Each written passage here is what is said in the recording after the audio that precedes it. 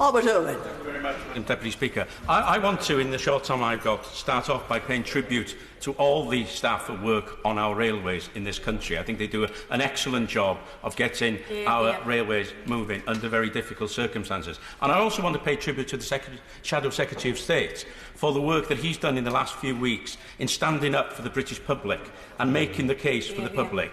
They deserve better service than they've been getting. And I want to agree with one thing with this, the Secretary of State said, and that's to pay tribute to the Minister who's left the department for South Holland and the Deepins, because he was somebody who understood the value of trade unions. He was one of the few Conservative ministers that would meet with the unions regularly, because he understood that by working together, management and workforce, we provide a better service.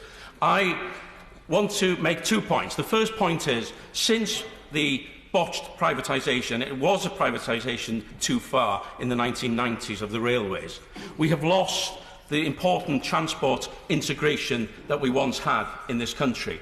I, born and raised and still live in the port-stroke-railway town of Holyhead, where we had the ferries full of people coming across to our country, using it to go to continental Europe and this country, and they would get a train or a bus or a means of transport. That has been broken because of the franchise agreement, and that each mode of transport is now operating in a silo, and we need to get that integration. Now, I believe in the private sector, public sector, and indeed not-for-profit having a stake in British industry and in British transport system. And I would like to make the case to the Minister, who I welcome to his place, for the not-for-profit sector, because in Wales we have our water run by the not-for-private sector.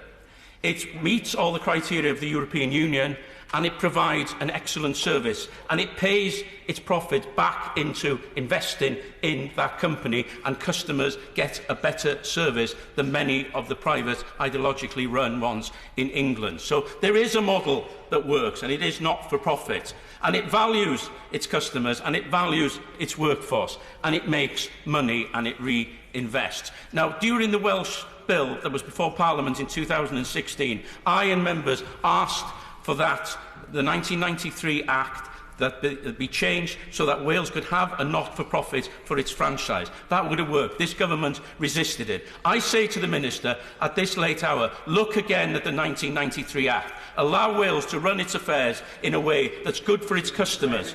It's good for the communities, and it's good for growth across the country. If this government is serious about spreading wealth, it needs to improve its rail systems, and it needs to fix this broken franchise system.